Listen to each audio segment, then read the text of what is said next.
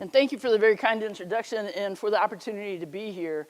I'm fairly informal, so if as we go through the night you have questions, please just raise your hand, stand up, yell at me, whatever. I believe in dialogue back and forth so that it's not just coming one way with information. As Dr. Burnett said, I've been working on this since 2013, and I presented back in January to 4th and 5th graders. And one little 5th grader said, so you've been working on this 9 years. So he did the math, right? And then he said, I think you need to work a little bit harder because this has only gotten worse and worse. And that's from a 5th grader. So when you have those perceptions and perspectives from a youngster, I think it is a valuable topic for us to spend a little bit of time on tonight. I'm certainly not going to be the only speaker. We have a great panel of guests also that have come up afterwards to talk about different aspects of it. And we'll just see what we can do. I also will say that the reason I'm here tonight is because of the care and the concern by the staff in Carroll County Schools. They really do care about the students, and they want to do what we can to take care of this problem, remediate it if possible, but then most definitely be able to offer services to our young people who are becoming addicted to these devices and to the chemicals involved. So, to vape or not to vape, that is the question. I know that right now across schools coming out of the pandemic, vaping has quadrupled. And it seems that we're probably up closer to 50 to 60% of usage among our high school students, probably around 30 to 40% in our middle schools, and then our youngsters, probably around 20%. But they know what's going on. They watch older brothers, sisters, parents, and they know what's happening. So, it's supposed to work? It's not working?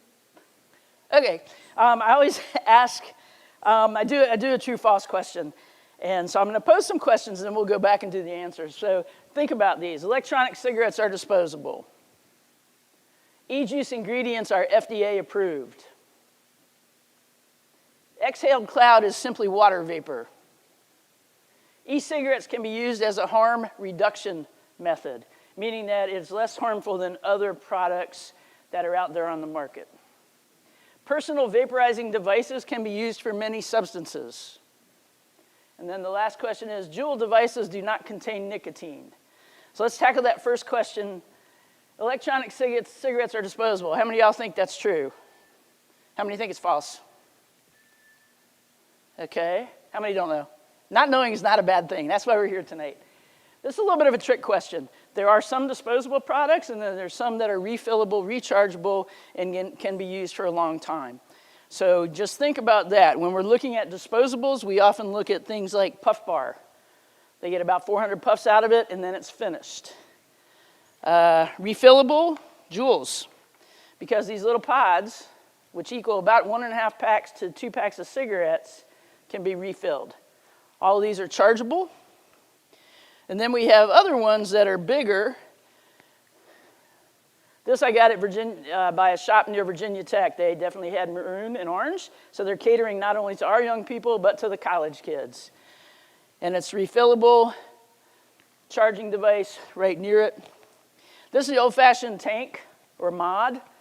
These are the big ones. These aren't as popular as they used to be, but these are refillable as well. E-juice ingredients are FDA approved, FDA being Food and Drug Administration. Who says true? Who says false? This is where I get everybody. It's actually, they're true. Food and Drug Administration. So we think about the liquid that's in there, and it's designed not to be heated at a high temperature and taken into our lungs, inhaled. It is designed to be ingested. That's where the approval is. So when you go outside of the approved use, you can't use that label anymore. Even the nicotine is FDA approved in that it is monitored, and to a certain degree, the percent concentration is also regulated. The exhaled cloud is water vapor. We all know that's not true. It has a lot more in there. It is not purely water, although water is one of the ingredients of the e-juice. There are flavorings. There's nicotine. And then what comes out of it is, after the high temperature, what takes place chemically to make a difference. E-cigarettes can be used as a harm reduction method. What do you think? True? No? False? This one, there's still the jury's out on this.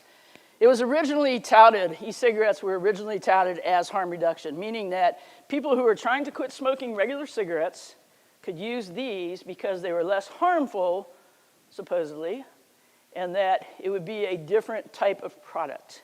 What we're finding, though, is that people aren't choosing one or the other. They become dual users. So when smoking is prohibited and they haven't come up with juuling or vaping laws, people use these products. So we're not seeing a real harm reduction.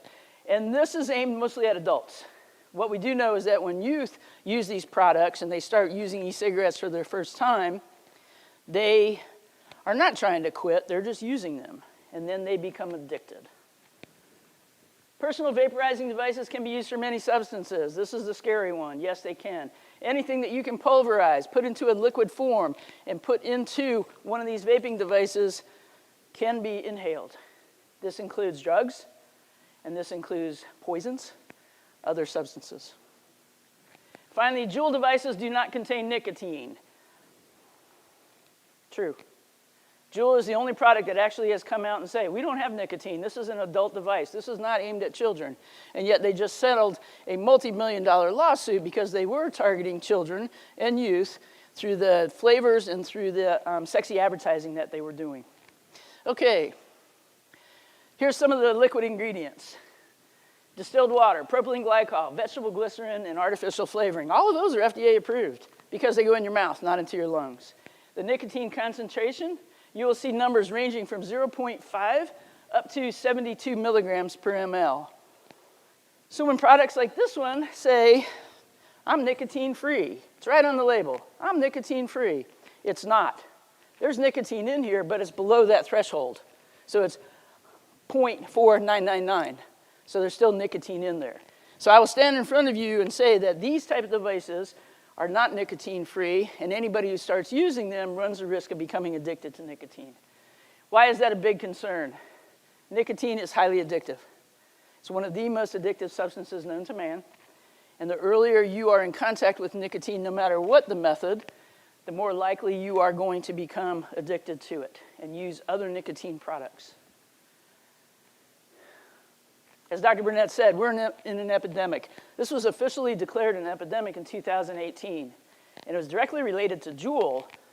And the reason the government got involved was because of young people who said, we've had enough. You're coming after us. You're getting my friends hooked on this. There are flavors out there. We don't know what these devices are, and we're being held to the opportunity of having a vaping device that no one knows the long-term impact of. And why is that a big concern? Because now illicit drugs are becoming part of the picture. We are finding products that have tainted or high potency THC, which is the active ingredient in marijuana. High potency. We also are finding some that are laced with fentanyl and meth. Fentanyl and meth will kill you. And when you have these products that have been laced or tainted, and you have someone who's just trying these products out, you never know what you're going to come up with. So this is why I will also say these products are not safe, because you don't know what's in them. As THC and marijuana become decriminalized and medical marijuana becomes approved, we're very concerned that it's going to become more available. But it's already available now. And age doesn't seem to deter anybody. You have to be 21 to own these devices and to use the products. And yet we're here in a high school, and we've heard mention of elementary school, middle school, and high school students all having access and bringing them to school. So it's an epidemic. It was an epidemic back then, and it's still an epidemic now. We thought that coming out of the pandemic, we'd see a decrease in numbers, because that's what we were seeing before the pandemic. But now we're seeing those numbers absolutely skyrocket. And that's frightening. Those are the numbers. 83% of the kids use the flavored products. 37% use menthol. Menthol has long been a flavor that has been used in tobacco manufacturing because it cools your throat. So think about it, a menthol cough drop. It soothes your throat. The more your throat is anesthetized with menthol flavors, the more likely you're to use the product more often, and it makes it easier to tolerate. Another good way for these companies to get everybody addicted. Some good news. We started to see this, and this is high school data. So you can see all tobacco products on the left, over here, and then combustible tobacco products dropping low. We still have these out here, but e-cigarettes were the one we've been focusing on. And you did see a decrease. And this is through the tobacco surveys that are done across the nation. And this is the last 30 days of usage, which is usually a pretty darn good indicator of chronic use among youth. So we saw this drop off, and we kind of got really excited. And then the pandemic hit. And we haven't been able to collect data for 2 years, because basically the kids now are just coming back to school, and we're just now being able to gather more information. But what we hear from counselors, health professionals, school officials, these numbers are very low compared to what they're actually seeing. And that's because people reached out during the pandemic. They were stressed. They were depressed. They reached out to a product to self-medicate. Initially, nicotine might make you feel a little bit better, a little bit more focused. You have friends with you, you can do them. But we do know that it adds to depression and anxiety, and it can lead to long-term brain disturbance. So, mental health concerns, these are huge. Even without the pandemic, we've had mental health concerns, but the pandemic actually highlighted some of the problems that we're seeing in our youth. The one thing to know and to recognize is that youth in the age, up until the age of 25, do not have a fully developed brain. So when you think about that, I think about people that I know that at the age of 21 graduated college, have jobs, maybe started a family, and their brain's still in. And if you only took one puff, that would be fine. Juul wouldn't be nearly as bad as a regular cigarette. Cigarettes, there are 10 puffs, and you're done, maybe 15. Juul are up to 400 puffs. So you keep vaping, you keep vaping, you keep vaping. So what it does is it effectively keeps this nicotine level up much higher because you don't put it down. When we do some confiscating of these devices, we find that there are no low nicotine. Most of these are high or very high, and some of these are toxic. Nicotine toxicity occurs in humans as well as in animals. And we've gotten calls from nurses at school saying, these kids are coming in, headaches. They describe themselves being dizzy. They have the spins. The kids use that term as well. And then they're nauseous. And that's what we call nic sick. They've had too much nicotine in a very short period of time, and it's actually impacting all body systems. Once the nicotine gets out of the system, they do return fairly normal to the body systems. But you can see that these are very high levels and certainly not compatible with what used to be the plain old tobacco cigarettes. There are a lot of influences on our kids. I always say peer pressure is number one, but I look at social influences. And you have a lot of people using these products. They even pay movie stars money to appear on the red carpet at big events using these products. Leonardo DiCaprio was one of the early people who was seen vaping going down the red carpet at one of the Oscar events. Lost all respect for him at that point because he was just being paid to do it.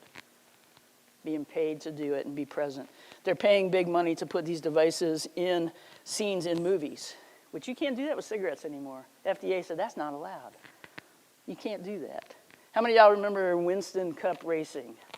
Anybody here? Okay. Right? You can't do that anymore because that was related to Winston's cigarettes. Marlboro Man. Another one. Can't do that. But they have not done those same regulations for these new devices. And so you see sporting events being sponsored by Blue, by Vuse, by Juul. And so what does that do? People see it all the time and it becomes normalized. It's like, it must be good. It's a sporting event. They're just a sponsor. It's not. And honestly, young, sexy people, I always tell the kids, I said, look at these advertisements. Do you really see anybody ugly up here? There's no ugly people. They drive nice cars. They're successful relationships, cool clothes. That's the marketing that these big companies are doing. So this is why I never get mad at the kids. I never get mad at them. Because why? They're being bamboozled the same way my grandparents were 5 decades ago by the big tobacco companies. They've just figured out how to do it to attract young people to take their products. And then we have kind of just the old staple. I see these all the time, right? Pull into the gas stations right there. Pull into the little quick marts everywhere around there. Kids are being inundated. And then you go to the social media and YouTube, TikTok, they teach you how to use the devices. Frightening. These are the ones that I think bother me the most. Look-alike products. Something that's normal and looks good. Ready whipped cream over here, and this is called Twirly Pop. This one makes me even angrier. Juice boxes. Little kids see these, they think it's normal. If that's okay, then why is anybody mad at me for using these products? Do you see how we're all being manipulated? And this is the goal of these companies. They get them with the flavors, and then they keep them addicted through the nicotine and through fancy marketing. What we know about the flavors really did bring the kids in. 81% of kids who ever tried e-cigarettes started with some kind of flavor other than menthol. And then even these flavored cigars, and which I have some of these up here, all nice flavors. There's white vanilla, grape, pink berry, not unlike some of the flavors of the e-juice. Those are also very popular, rather than regular cigarettes. Aerosol, it's not just water vapor. This is what's coming out, right? Think about it, it had to go into your body first, and now we're going to get it out, and this is the vapor that's out there. So we have certainly all the ingredients, including nicotine. So that means that there is secondhand vapor and third-hand vapor. That nicotine also comes out. So if you're around somebody, if you choose not to vape, but you're around people that do, you are getting exposed to it, and it's absorbed across your skin, or if you breathe it in while they're using it. Some other ones that are of concern, benzene and toluene. I learned about those, I think, in freshman chemistry in college, and it's like, they smelled bad, you had to do them under the hood, you couldn't deal with it. This is what's coming off, this is what we're breathing. As these products break down, as these metal units break down over time, the fine particles inside of these metal products actually break down and become part of what you inhale, goes deep into your lungs, so fine, heavy metal particles, and that's also expelled. And so heavy metal, and that's just normal corrosion of these devices due to the chemicals and the high heat. So if that's doing that to that, what's it doing to your body? This is the one that I want you to pay attention to. Tobacco-specific nitrosamines. We have known that has been a carcinogen, a cancer-causing agent for decades and decades, found early on in the vapor of these e-cigarette products. And we have not gotten angry about it. All it takes is one carcinogen to cause cancer in bodies. And these we know. Cigarettes may have 500, 600, 700 carcinogens. We don't know enough about these products to know how many. We already have identified close to 100. So why would we knowingly put that in our body? These are the ones that the kids get excited about. Formaldehyde, they know that. That's tissue preservation, right? Acetone, the young ladies, we use that to take nail polish off. All three of these, including the acetaldehyde, actually attack the cells in the lungs and the heart directly. So whether you're breathing it from someone else or you're using the product and getting them. And this is just, someone was looking at, let's compare the battery voltage. So the higher power batteries cause more of these products. So people who were using these big devices that had larger battery systems had more of these products being taken into their lungs. There's a direct correlation. I've mentioned most of these already. I will focus on this one. Anybody ever heard of popcorn lung?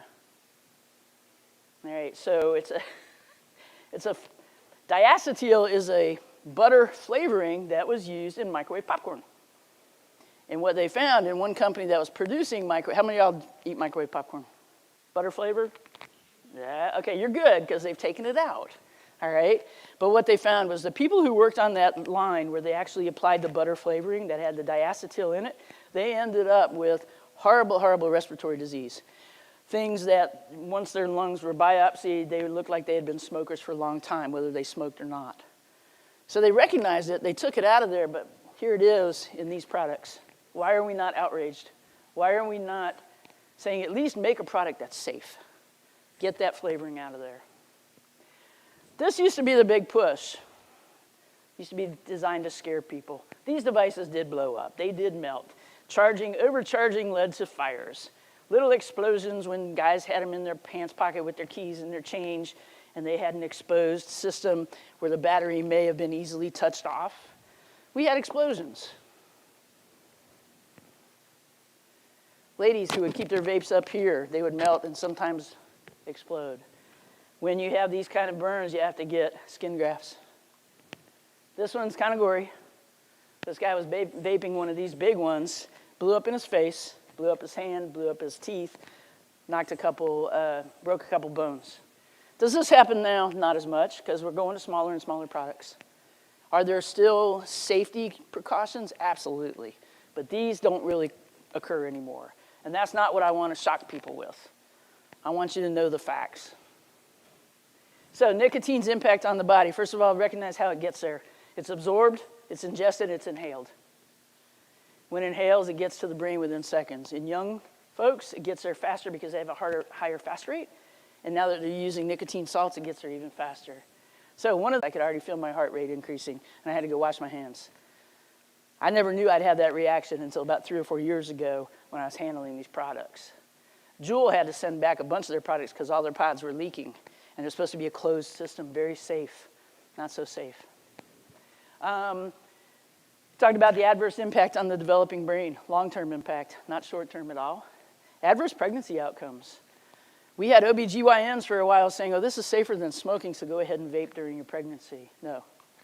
It's nicotine that makes the difference.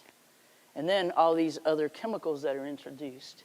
And those adverse pregnancy outcomes, spontaneous abortions, miscarriages,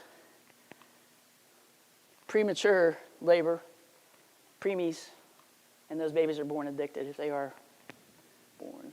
And this one I often talk about with the young people. We talk about women and pregnancy, but we know that the nicotine in some of these products decreases the sperm count in males. So their babies may not be normal. They may not be able to help conceive. And the women also decreases egg count and also causes malformation. So again, long-term impact that we don't think about sometimes. I talk about the nicotine brain. We talked about nic-sick. Now we talk about a nicotine brain. Nicotine reaches the brain in about 7 seconds. That was just about 7 seconds. So think about that. You take a rip on the Juul, you take a toke, whatever you hit, whatever you want to call it, and within 7 seconds it's up in the brain because their heart rate is so much faster. And it gets up in the brain really quick, and it gives them that instant gratification. It gives them the buzz. And we talked about today, some of the kids, they were telling me what they experienced, and they talk about the buzz. They talk about how then they get a little lightheaded, how they get a little funny feeling in their stomach. That's all normal, and it's directly related to the nicotine. That dopamine, serotonin, that pleasure-seeking cycle. At some point, it takes more and more nicotine or yet another drug to give you that same pleasure. And that's where they say that nicotine truly is a gateway drug. Constant exposure. Cigarettes, you smoke them, you put them down, you go back to work, you go back to doing whatever you are, and maybe 30 minutes later you get another cigarette. These things were constantly bathing the brain with nicotine. Long term, what are the really big ones? Increased impulsive behavior. And we see that a lot in young males in particular. They have outbursts. They have very little impulse control. As adults, they have impaired attention. So adult ADHD, not unheard of. And increased depression and agitation and anxiety that persist for a lifetime. So you can see, this is not something that we're just going to try as kids and be able to put away if we're constantly being exposed to it. This is what kids tell you about. I love this one. Every time I rip a Juul for however long, I get a weird stuck feeling in my stomach, and it gives me a light stomach ache. I got some juice in my system last night and got nicotine on my lips and some in my mouth. Direct exposure, didn't expect that. They thought it was all about vaping. I'd get the spins, and I'd almost feel drunk and very nauseous, and that's very common. They get the spins and the leans, and they talk about that. And it's visible. Some people just shake. The top line, though, goes to addiction. It's not like I'm constantly feeling like I have to do it, but I do probably go to the bathroom once every 2 hours or so to Juul. It may not be constant, but that's addiction.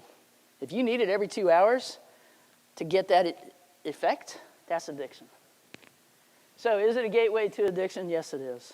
Are all people who smoke going to end up heroin addicts? No. Are all people who drink a little bit of alcohol going to end up alcoholics? No.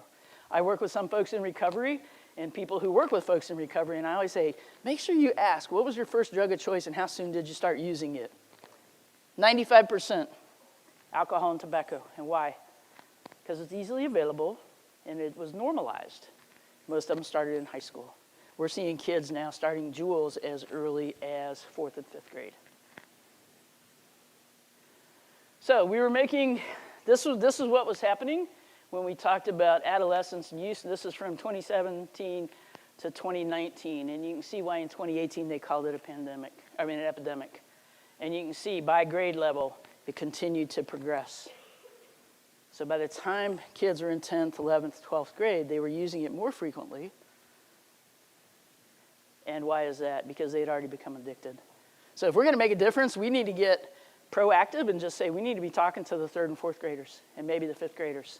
We need to be educating them. And then we need to talk with the younger folks. If we're only talking to high school kids that already have this problem, they need to be receiving treatment. And sometimes that's behavioral health treatment. Sometimes that's true medication, whether it be nicotine replacement therapy or whether it be something like Chantix to help them actually get off of that. The one thing we know that does work is peer support. Having your peers. Peer pressure works great to push you in one direction, but peer support really helps bring you back around. And if you know you have a supportive community, youth are more likely to listen to each other than they are to someone old like me standing up here talking about it. All right, parents, it's a tough road for you as well. They're more likely maybe to listen to their coach than they might be to you. But this is what I tell parents. Model the good behavior and have early conversations so that if they do bring it up and just say, hey, I saw Sally using one of these products or Mike was selling these in the bathroom, it's a great opportunity to just have a conversation about the impact.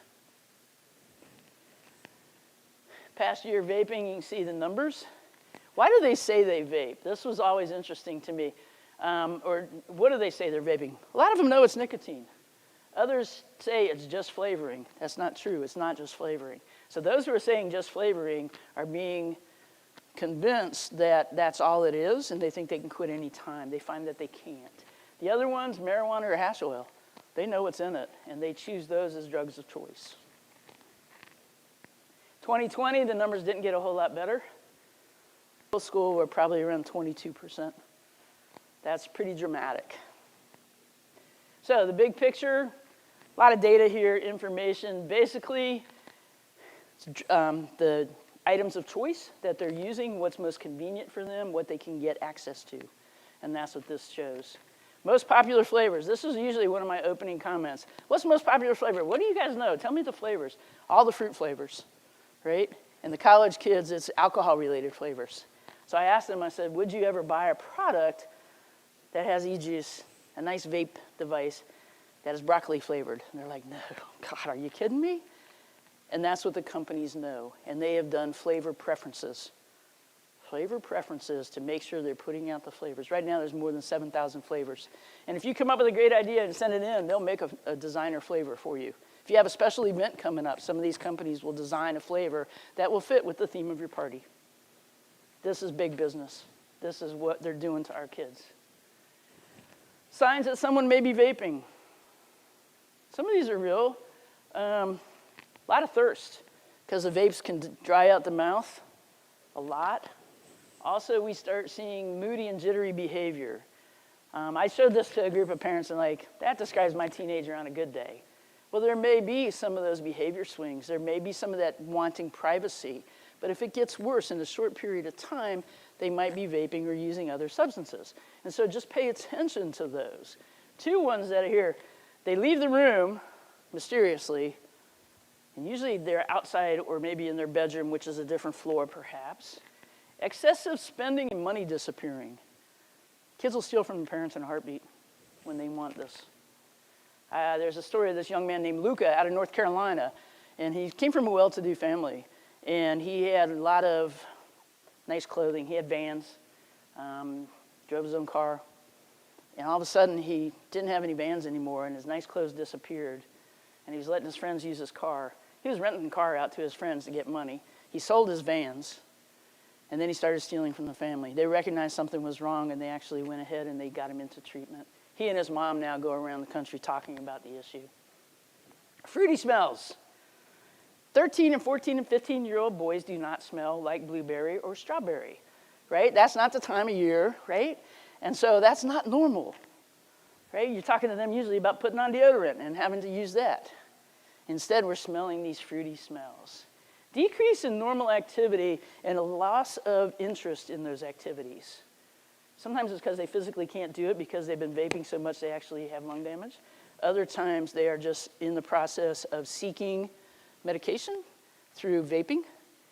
Other times it's really because they're battling depression, anxiety, and other disorders. So just appreciate it. This one, parents are like, yeah, they don't want to talk to us. They want to talk through their phone. So, if that's the situation, text them. Just say, how are you? Check in with them. See what's going on. This is up to a lot of the adults to make a difference.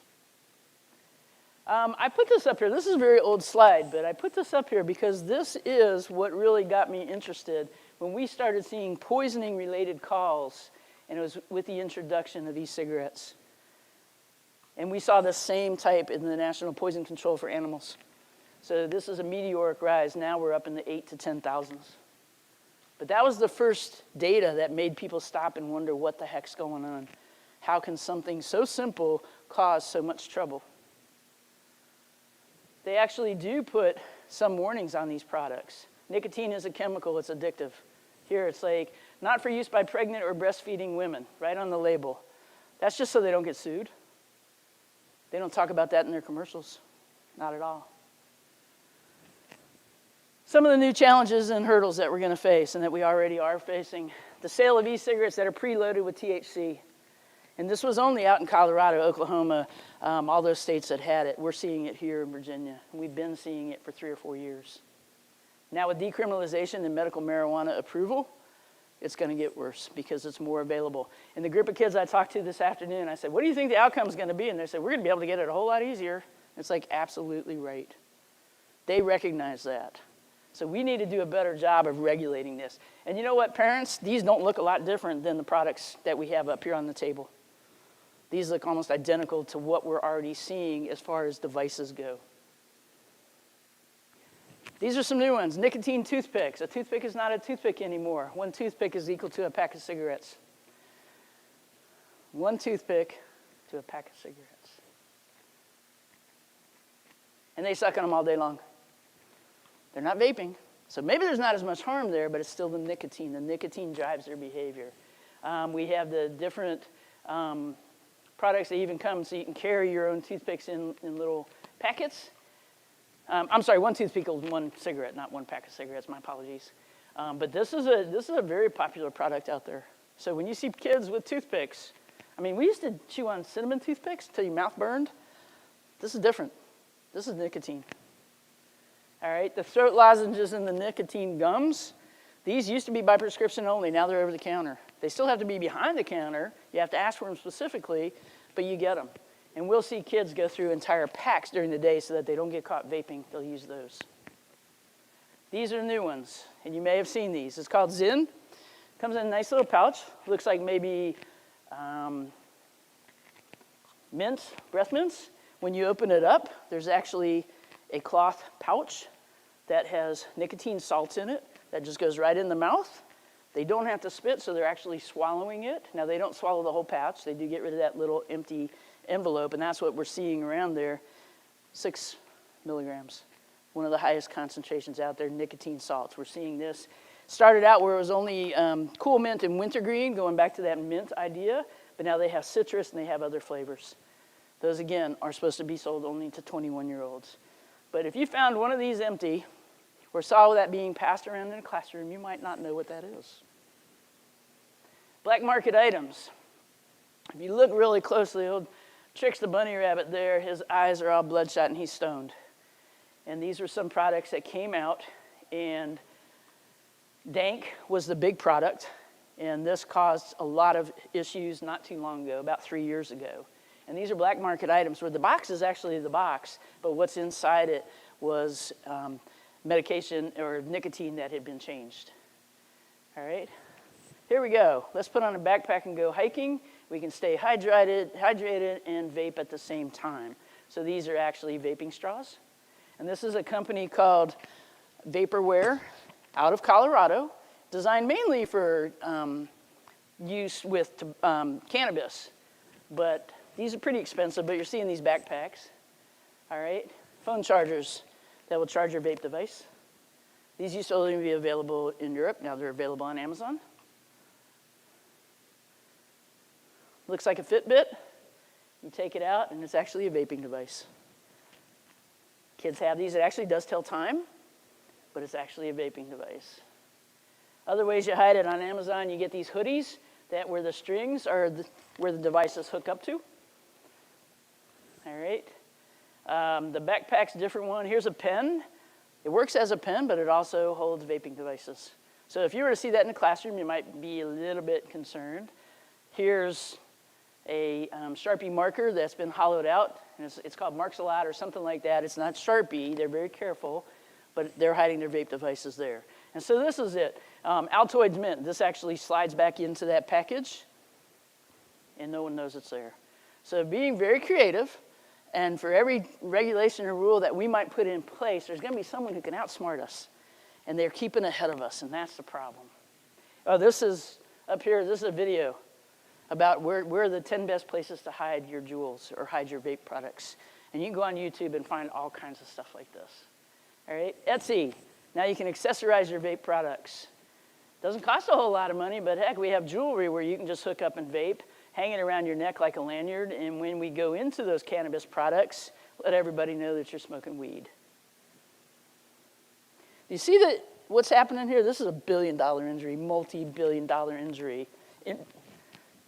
Multi-billion-dollar industry, which is injuring our young people because they're getting them addicted.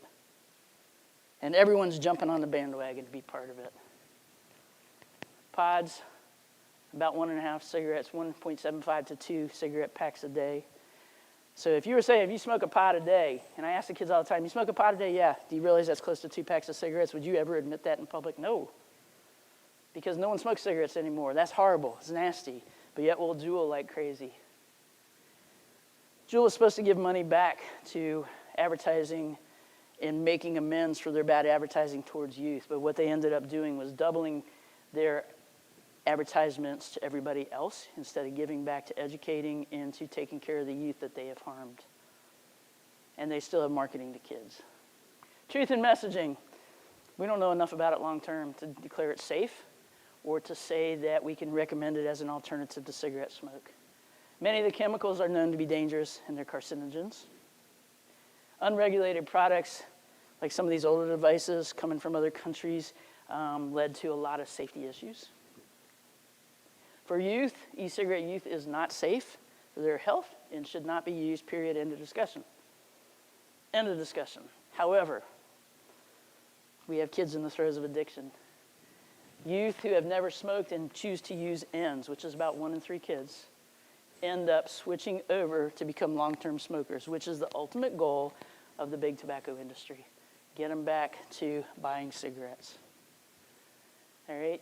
This is what I was talking about with the dank products, and what happened was that they were counterfeit packaging, and when they looked at the e-juice, there was high vitamin E oil, and that was also, instead of glycerol, so they used vitamin E, which again should not be directly put into your lungs. And then they also found that the plant materials that were used in these THC-loaded products were not properly processed, and they came from fields that had high levels of pesticides. And those pesticides, in combination with the vitamin E, ended up causing a lot of the lung injury.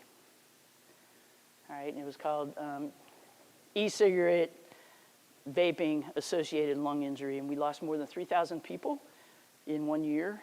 And this young man, Daniel Ament, good-looking kid. He was a star athlete out in North Cross, in Grosse Pointe, Michigan, and he was excellent athlete, excellent academically, had already done an early application to the Naval Academy.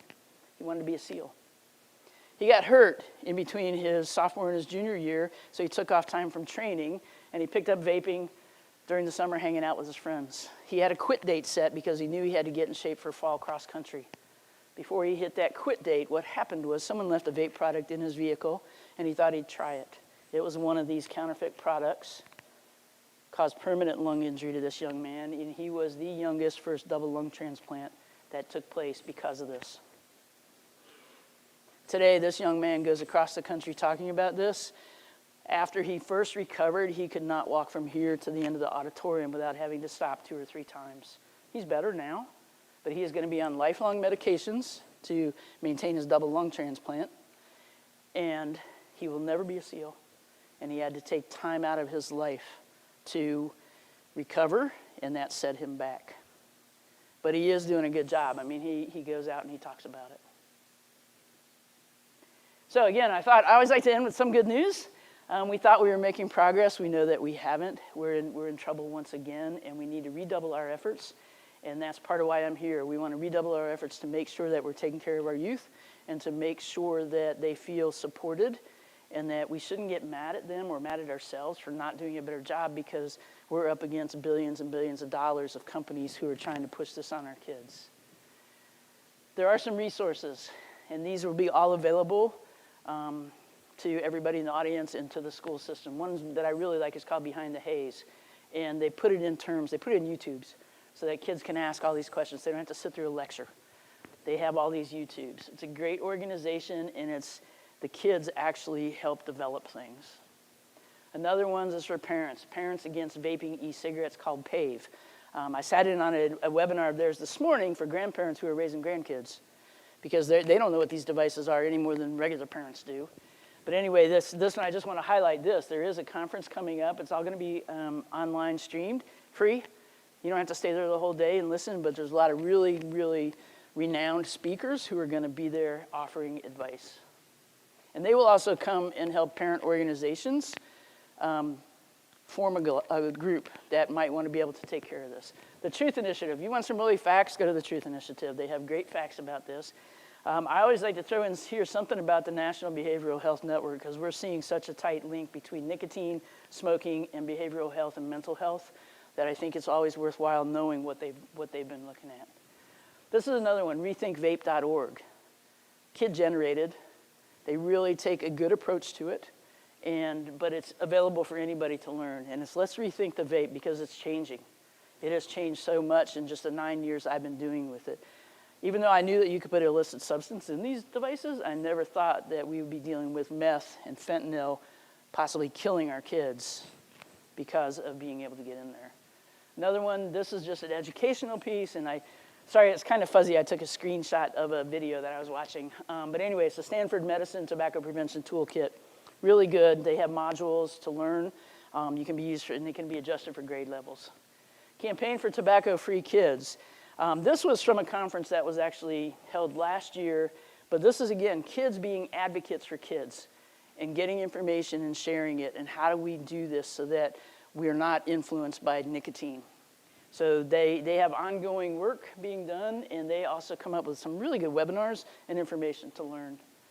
Live Vape Free. This got launched last June, and this is the kid version of what we offer to adults.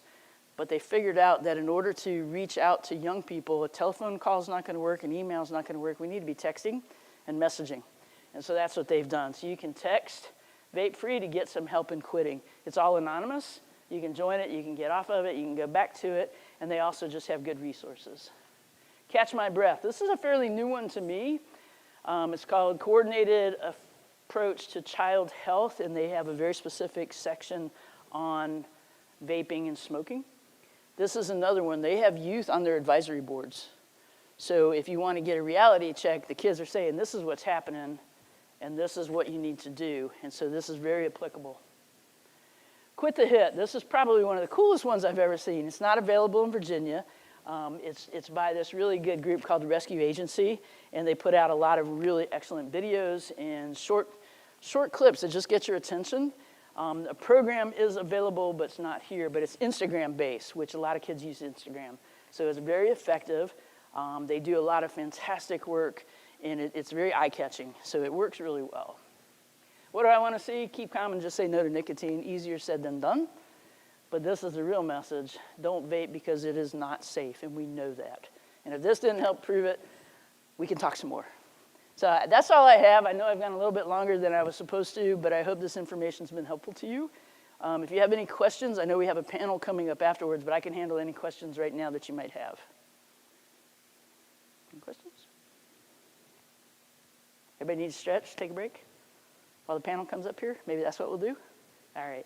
And if anybody wants to come up and see some of the devices and products, these will be up here afterwards, and along with some brochures that you might find helpful is how do you talk to your kid and what are some of the problems. So I'll turn this off and we'll...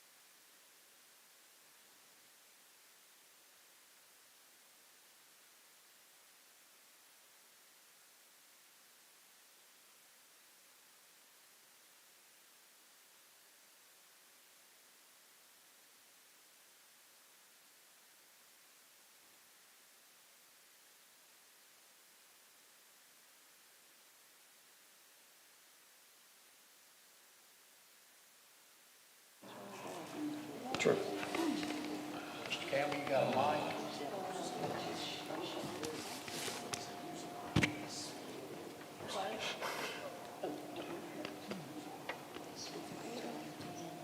I'm about to freeze, Mr. Shoemake. Oh, you want this? No, I'm good. Are you sure?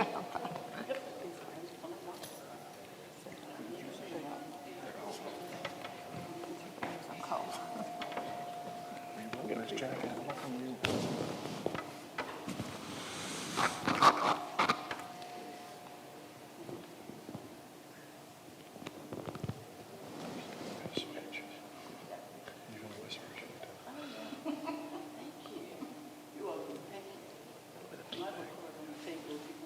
Yeah, I do.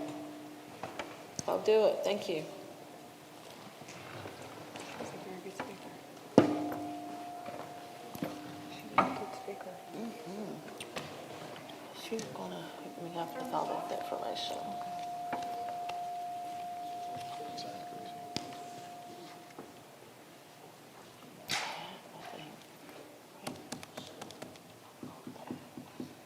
My ticket's in my purse. Mine is too. Prize tickets in my purse. I need to go get my prize ticket. No, make you go down there and get it. Yeah, We don't have our ticket. Guys, we've got several panelists that can address the issues. Talk about some of the issues we're seeing with our systems. So I'm going to ask everybody to introduce themselves and who they represent. Jay, if you want to start, or Debbie, Debbie starts, she's on the end there. I'm Debbie Robinson. I'm the assistant principal here at the high school. I'm Joe Shoemate. I'm one of the assistant principals at the middle school. I'm Jay Holderfield, one of the assistant principals here at the high school. I'm good. Next. Oops. Pam Ray, you already know me. Ms.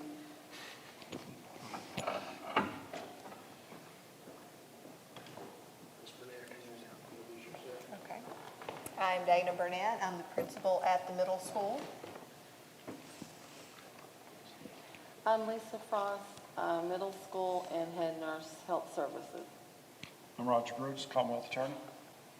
Kevin Kemp, Carroll County Sheriff. Shane Woods, I'm Supervisor of Student Services for Carroll County Schools. We'd like to take questions from you guys in the audience first.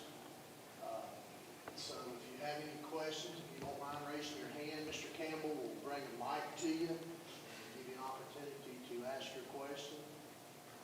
So Don't be shy. don't be bashful.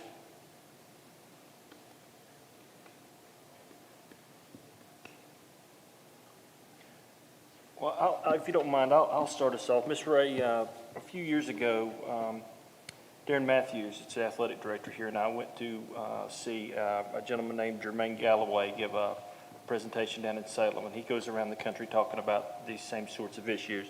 And one of the things he talked about in the states where marijuana has been legal for a while, he talked about how chemists or chemistry students are being recruited fresh out of college. Did you find anything to do with that in your research? Absolutely. And when I was doing my MBA, Altria came to our after-hours gatherings, and they were looking for the brightest IT folks because they are developing all these new electronic devices. So the same thing, yes, these companies are seeking chemists. They are seeking people who can manipulate these products to maximize their potency and also then to maximize their desirable use by people. So that is happening, and it just goes back to you put out the right amount of money, you'll find that one person that doesn't care what the end product is, they're just doing a job, and they will do it to the best of their ability and get paid very well to keep our nation addicted. Ms. Ray, we were just speaking about the implications, the mental health issues, and what we're looking at post-pandemic. And I was just wanting to know what you knew about that. I work with a lot of folks at our community service board, and they're actually dealing with this directly. And even though with the pandemic they were starting to use telehealth, we still have a lot of people that are stigmatized by behavioral health and mental health issues, and they don't want to talk about it. Mostly that's adults. We find that young people, if we approach them in the right manner, they open up a little bit more frequently. But we are seeing skyrocketing numbers for anxiety, depression, loneliness, isolation, and what happens when we remove the social gatherings that we were used to. It really impacts young people directly. We are social creatures, and young people are very social, and they want to be with their peers. This has been very hard on them. Mom and dads weren't there, and so they turned to other vices, and some of those were devices like vaping. Some of those were alcohol to self-medicate. Some of those were pills that they found in mom and dad's medicine chest. So we have seen an increase in teen suicide attempts, some successes, but we've also seen just huge outcry of please help me, and we need to step up and do it. The pandemic has brought that to light for all ages, but we're seeing it particularly affect our young people. This is a formative years for them, and they need something more normal so that they can learn how to be young adults, and that's missing. And a lot of them have become very isolated, and they start acting out. Once we've gotten kids back to school, I'm sure some of you all can attest to this, their behavior is not the same as it was before the pandemic.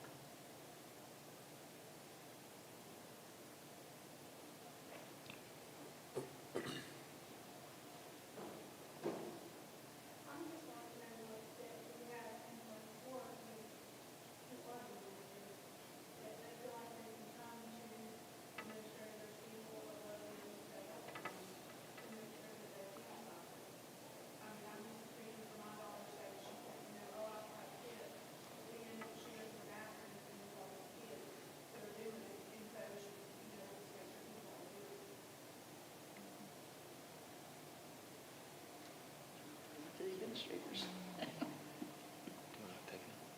You guys want to address it by school?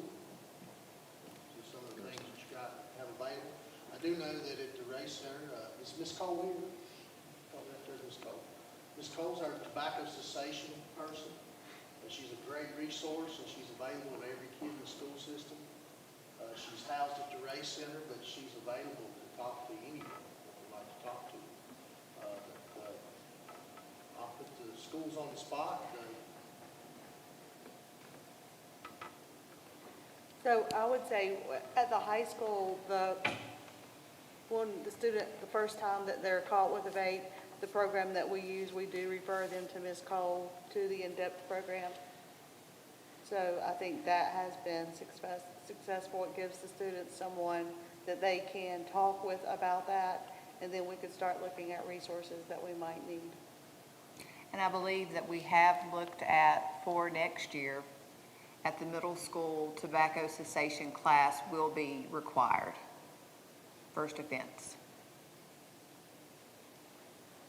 Mr. Woods? Well, I run the alternative school, so I have a much smaller population, so, and Ms. Cole is housed there, so that's a great benefit to us. But we also have a metal detector that we run the kids through every day, and that definitely does help to cut down on the number of vapes that come into the school. Not to say that it catches all of them, because kids are wily and they can sneak stuff through if they really, really try.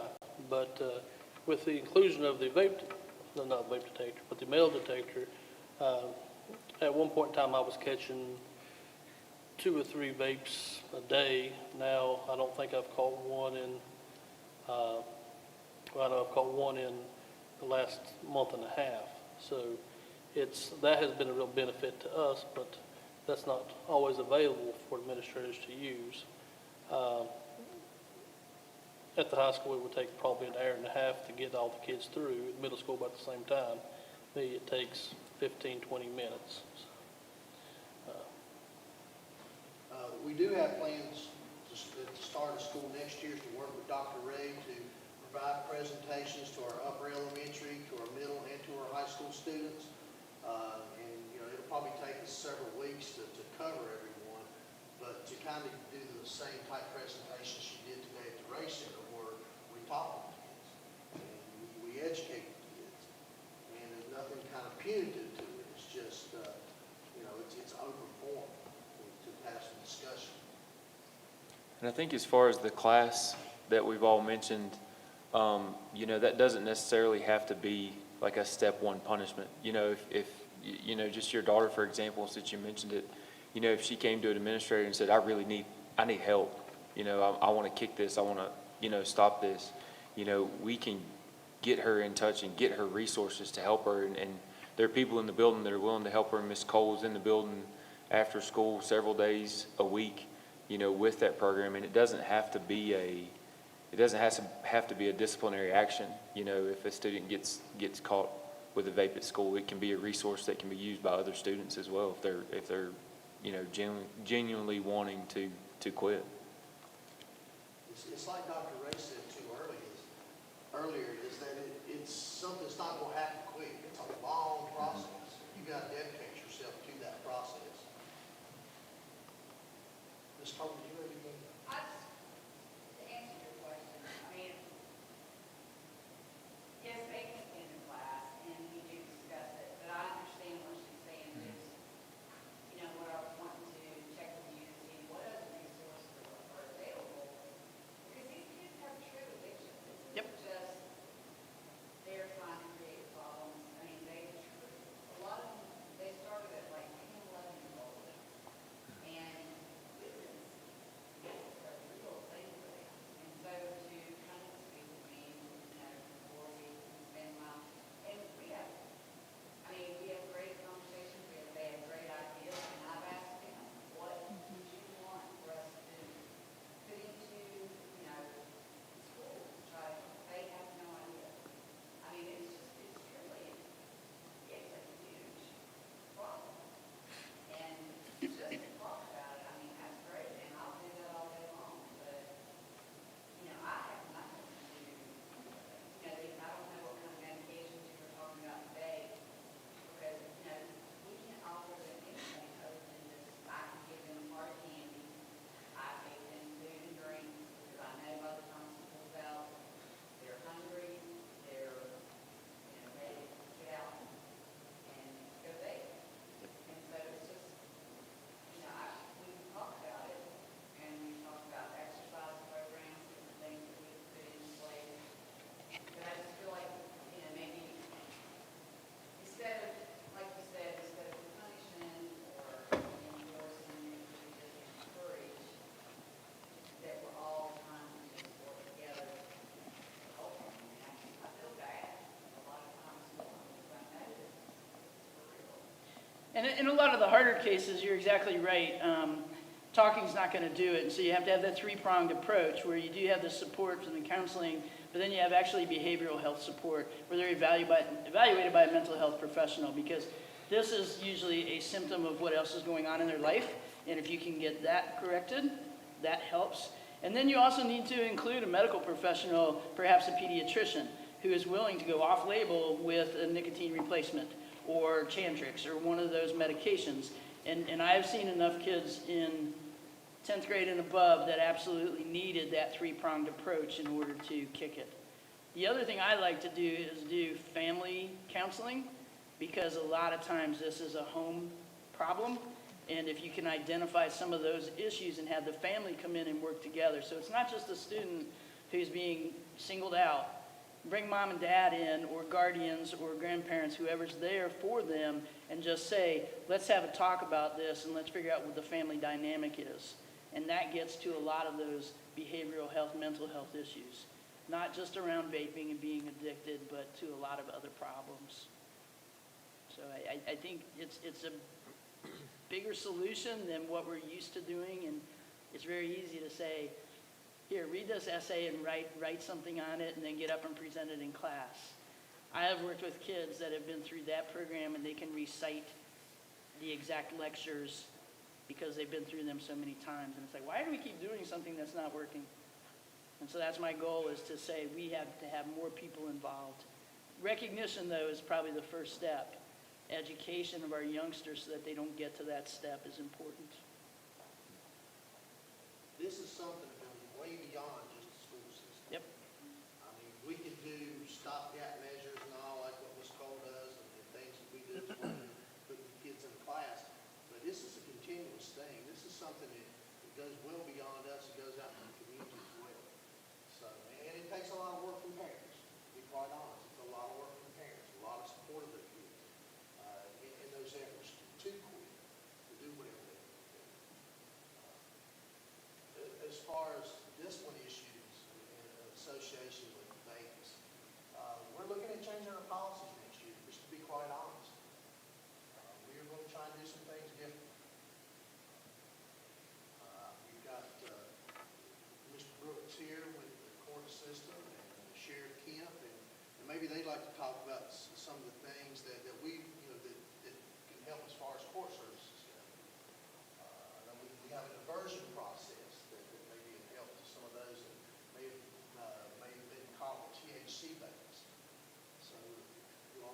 Talk to Mr. Miller. The diversion program is an alternative for juveniles that can be sent through the program instead of being sent to court.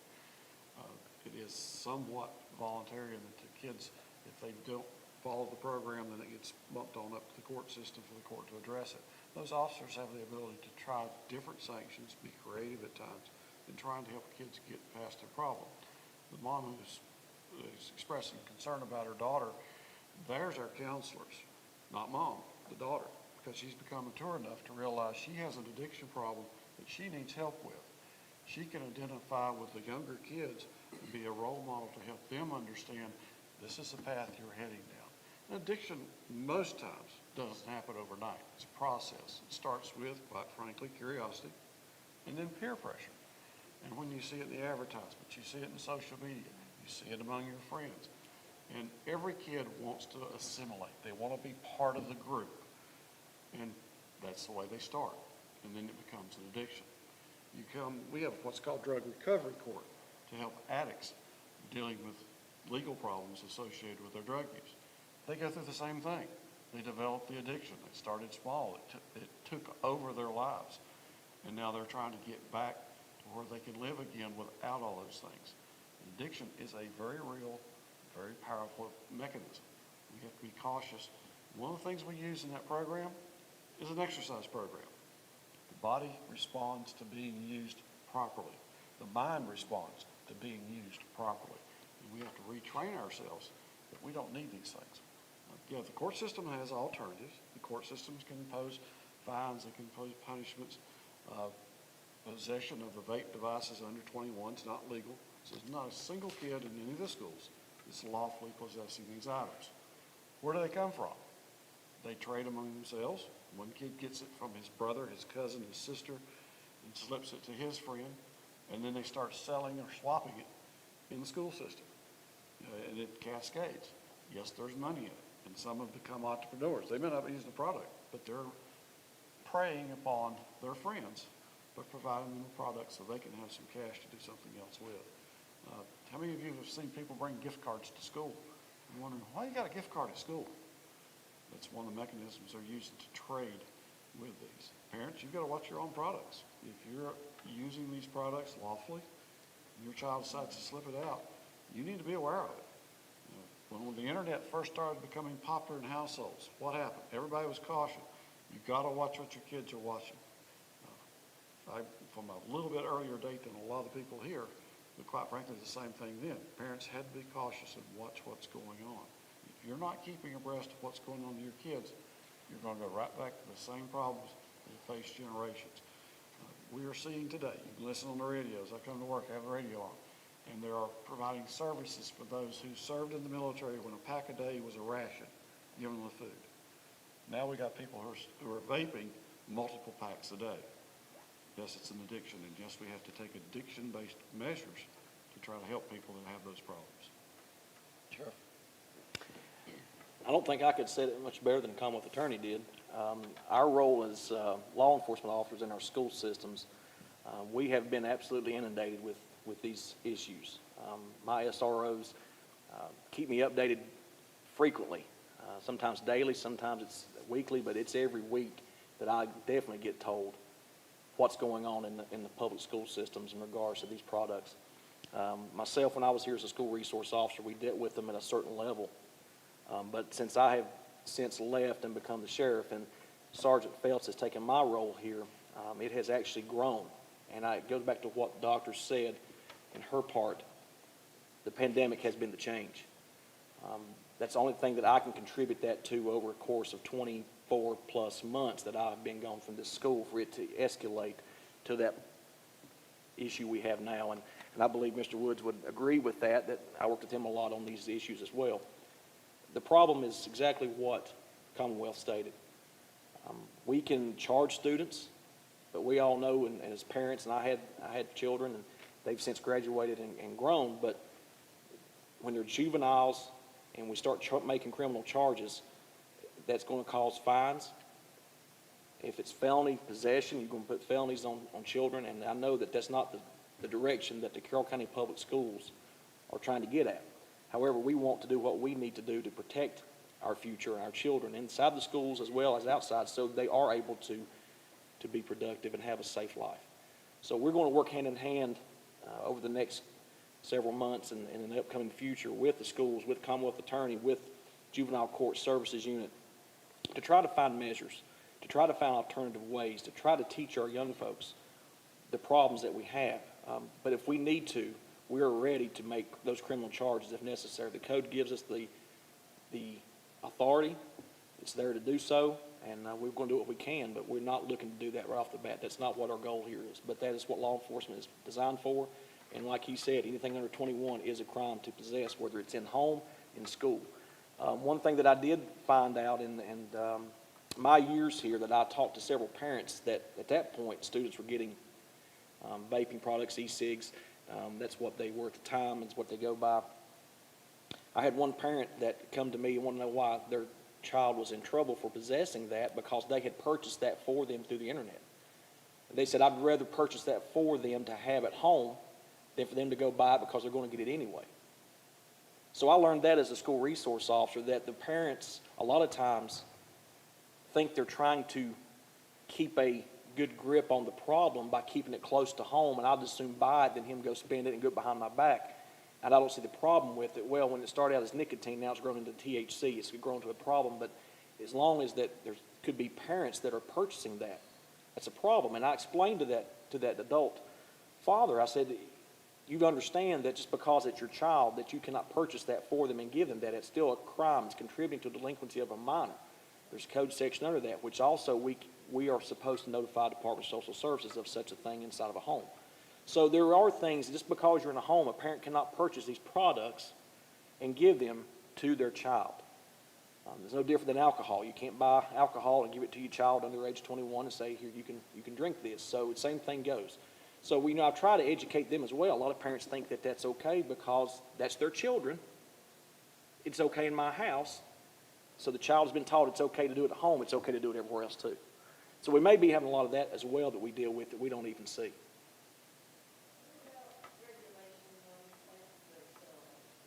Well, I'm glad. Yes, ma'am. And I will tell you, I have personally, in the last, Mr. Woods was there when I did this. I'm glad we were there. And I actually made a phone call in his office to a local business that specializes in these products and asked that owner, he heard the conversation, is this taking place? We're hearing that there are local places that is having this done. They're doing this. He assured me that he is very strict on this, that he would notify his personnel. I have spoke with him since then. I tried to, here locally in the town of Hillsville, I've done that. I have reached out to the Galax City Police Chief and Captain there. I work with them on a daily basis. I always talk to them. They're also trying to look into that as well. The hard part of that is proving that. And I don't know that's, they're going to tell us one thing, but trying to find a way to prove that is going to take a lot of undercover work. And they're governed up under, I think, Roger, help me if I'm right, ATF maybe, I think, or the FDA. ATF who oversights that. So proving that is going to be a little harder. Local law enforcement can do its part, but we'll have to call in the ATF. But at this point, until we find probable cause or find something that actually sustains that claim, you don't have a lot to go on. So catching that's going to be difficult. But we're doing our best on our end. As a sheriff, I feel like it's my duty to make those phone calls, to have those relationships with businesses that do sell these products. And so, we're going to continue to try to make that known. But, yeah, I was well aware of that. And you should be angry. You should be angry as a citizen, as a parent, as a community member, because that's what it's going to take to get better surveillance of these places and to make sure that things are not being sold illegally. These people are supposed to be carding anybody that looks under the age of 25, and they are not supposed to have them in there if they are actually sampling products. ATF does need to come in. They will go in like they do. They'll send in look-alike underage people to go make purchases, and that's how they'll catch them. And the fines can be pretty severe. I talked to a vape shop over in Radford City, and he said that the first time it's a $500 fine. The employee gets laid off for a period of 2 to 4 weeks, and then the next time it happens, all their products are confiscated and the business is shut down. Now, it's right near campus for Radford University. They try their best, but it's not necessarily universal. But what it takes really from the community members here is outrage and demanding a policy improvement, and to make sure that everybody's on the same page about how we can protect our young people. And that might be that you sit down with these businesses and have the conversation, and you review the laws for yourself, so your own knowledge, and you review those laws with your kids. Because it's so important that we not let it run roughshod now, because once the decriminalization of marijuana is in place and there's medical marijuana dispensaries, you are going to see more problems. And that's what's happened out in Colorado, Oklahoma, all those states to the west that have already done these things. And they say it's gotten out of control very quickly, and these pop-up shops come, they shut down as quickly as they pop up, and they can't keep up with them through law enforcement. It's a real problem. So what I would say here, I make a challenge to you. If you think this is going on, you need to step up and say something and actually try to work with law enforcement to make a difference. And that's what's got to happen, because we have to be the ones to protect our kids, because no one else is doing it. And to my knowledge, just trying to think, I may have maybe one, maybe out in the county. I know that the prevalent one is in the town of Hillsville, and the city of Galax has several. There may be a couple in the county that sells it, but I think the biggest sellers of these products are within the town and city limits, the best of my knowledge, unless somebody else has further on that. But that's my thoughts.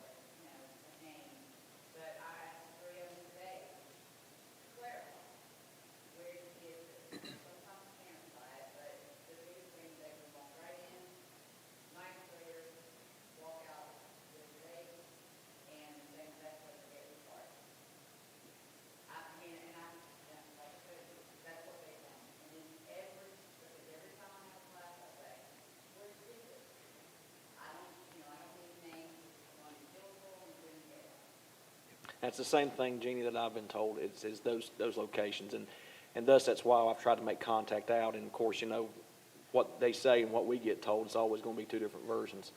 You know, so we're going to continue to work on that. I'm not above calling ATF to come in and do that. I'll do that in a heartbeat. You know, we want to make sure that our businesses want to operate in our counties, but we also don't want them causing problems in our counties and destroying our youth. So, you know, and it's in the town of Hillsville. I can also, you know, have a conversation with the town government and the chief of police and make sure I work with them as well and involve them. But, you know, I'm not above making that phone call. So if that's something we need to do, I'm all about calling ATF to come work on those type of things. They ain't going to take nothing but a phone call from me. It goes beyond the vapor shops. It's what convenience stores also carry a lot of the Right. same products. And as a parent, I would suggest that you visit the vape stores just to see what the products look like and what they are, because if you don't know what they look like, then you don't know what to spot. They have all kinds of products out there, different shapes, different varieties. You saw some on the presentation. You have highlighters, you have lighters. They even have them now that look like inhalers. So those products are out there. They're not necessarily here in Hillsville as of yet, but they're coming. So my advice would be to stop by those stores just to see what those products are and see how easily they are to be accessed. They should be behind counters for the most part.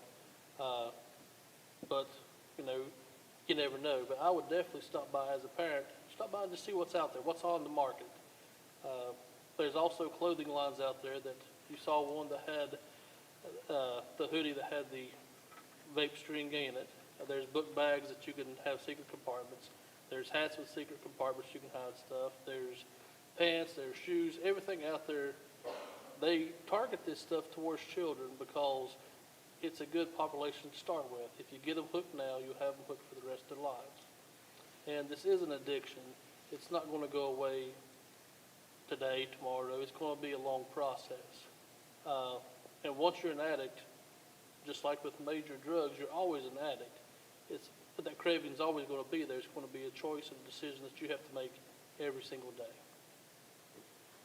And our plea to parents is to just please talk to your student.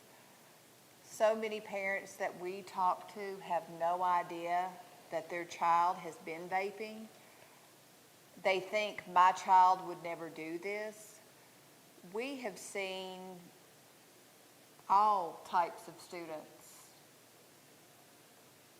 start developing this habit.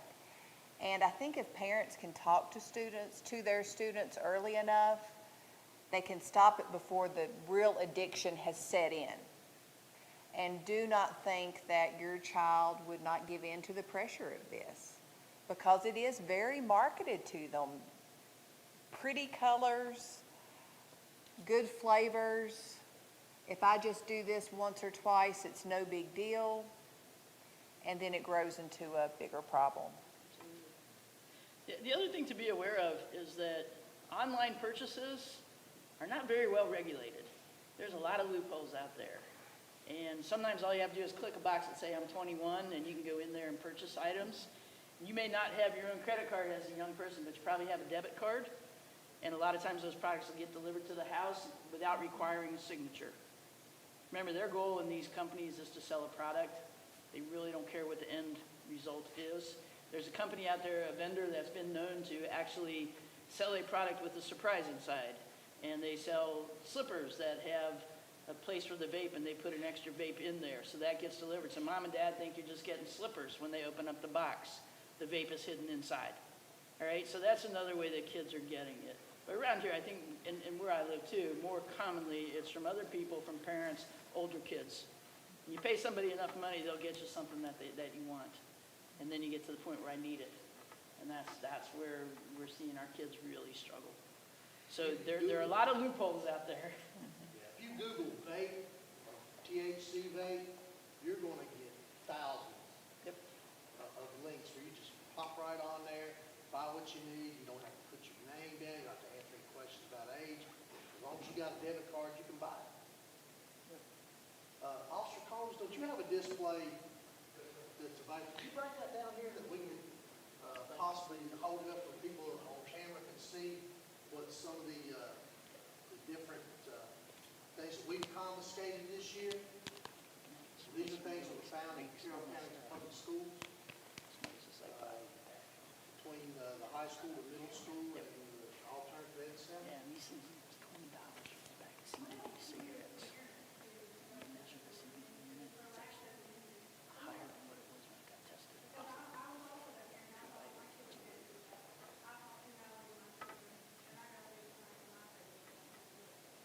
I think it's becoming educated, like Dr. Ray said, looking out for some of the things and having those discussions, like the residue, the sticky residue in a car or something, that's a sign that there may be vaping.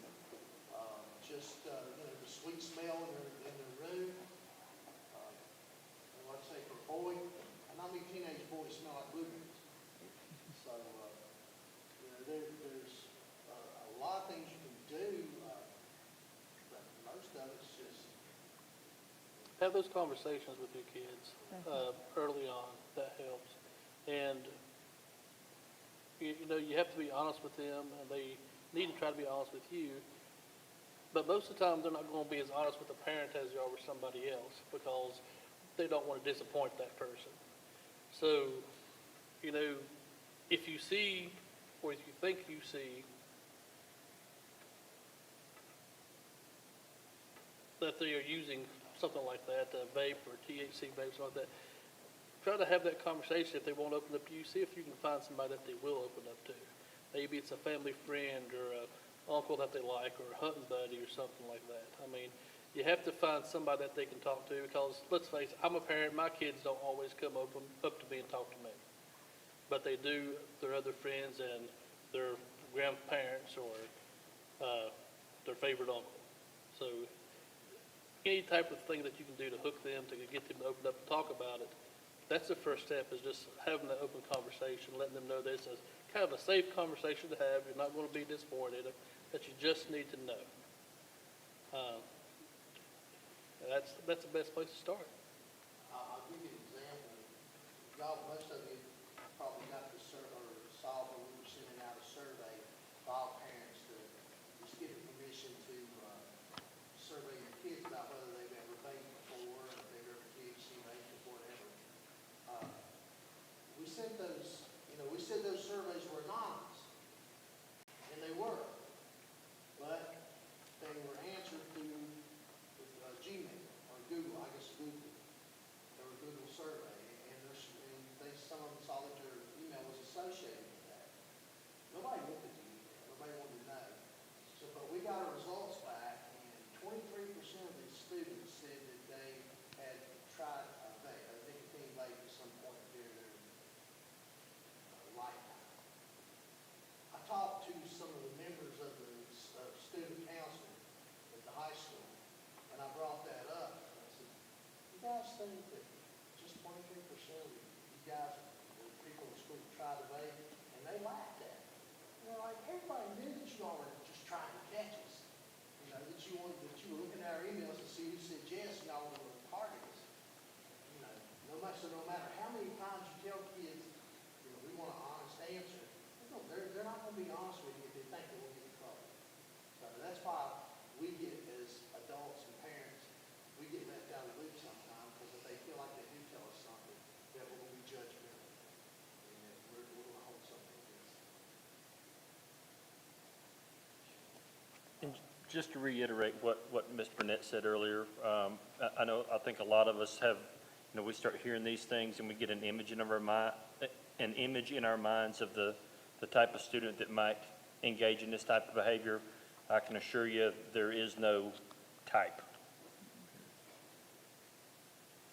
It's absolutely true. I come from a couple of big school systems, and there was rampant use by athletes. Rampant use. They had time after practice, before practice, after games, where they were together, team building, and a lot of it included vaping. And they get one vape and they pass it around to everybody. So it's not the loner, it's not the person who you would think they have mental health issues. That's not how this starts, that's not how this works. So don't ever assume that it's somebody else's kid, it could be yours. But I agree, you gotta have those conversations and be open. And sometimes the best conversations occur when you're not even trying.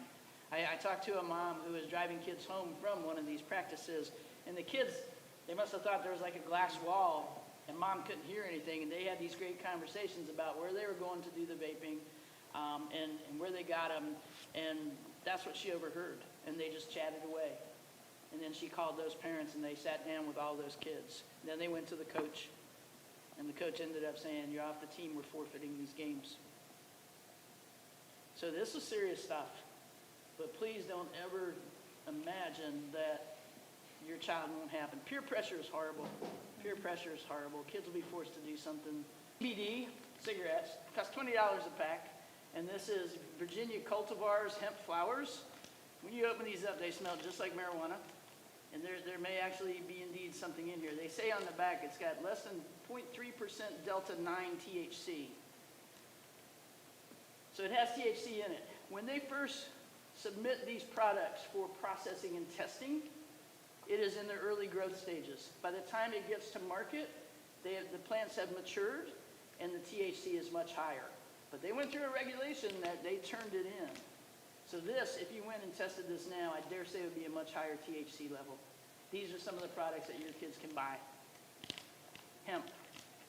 All right, and these cigarettes, same thing. And we're finding these cigarettes being shared and actually having THC oil put on them and being passed around to people. Now, I don't know about you, but I can't afford $20 for something that's natural CBD for 20 cigarettes. But it's out there. And you can get these in some of these hemp shops that may or may not be very well regulated. So what you read on labels, don't believe it. It's not true, and these companies have figured out ways to bypass the processing system and the testing system. And so what you're putting in your body may not be what is labeled. So even for adults, be careful with some of these products. I do have a question for our law enforcement and our judge. In the county I come from, and I mentioned this today to some of the kids, The judges are the last people that will allow them to have driver's license. You have to go in front of them. And I said, there are some kids that the judge will hold their driver's license if they've had some of these incidents in their background. And if that doesn't make a 16-year-old boy really angry, I don't know what will. And then in turn, it makes the parents pretty angry because they thought, all right, I got my chauffeur for the younger kids, and now all of a sudden, what happens? Judges have a good bit of authority regarding the driver's license and taking away the right to drive. But don't forget who has the trump card and all that. How many moms and dads are in here? Put your hands up. Do you know you take your underage child's driver's license away from them? You hold the license, not them. You have the right to take it at any time, for whatever reason you determine, until they turn 18 years of age, if you wish. I'm not telling you to use that as a tool. It's a tool that's available. You have to decide what's the right way to do it. Dr. Ray, one misconception I think that has circulated amongst the students is that vaping will help them with their anxiety. And is it true that the vaping is just increasing the anxiety? It does, and most of that's the nicotine level in there, that it actually gives them an instant, like, I can focus, I can do better, but then that goes away very quickly, and then the cycle starts back. So it is a huge misconception big time. Nicotine actually is one of those drugs that will increase anxiety, increase depression, and really cause some problems. And it's immediate, sometimes the effects, sometimes it's a little bit longer term. But you'll hear kids saying that it seems to help me calm down. But then I keep having to do it more and more to help me get to that calm level. Well, that's what's going on in the chemistry in the brain, and that's what happens. And so that it truly does not help with anxiety at all. It actually has the opposite effect and increases it. And when you look at the rest of what the body is going through, that explains part of it. I think the only person that really had that topic is Ms. Frost. And I was going to just mention to you guys about some of the health issues that we've had. We've had a couple of kids taken to the emergency room. And if you want to elaborate on that any? I will. Of course, in the school system, we have a nurse in each school, and I've been in the middle school. Of course, in Carroll County Public Schools, we have a nurse in each school system. I've been in the middle school myself for 26 years. The health implications, it's scary. Elevated heart rates above, as high as you can count them, 152 to 200. Elevated blood pressures, slurred speech. It's just so many health implications there that would affect your child permanently.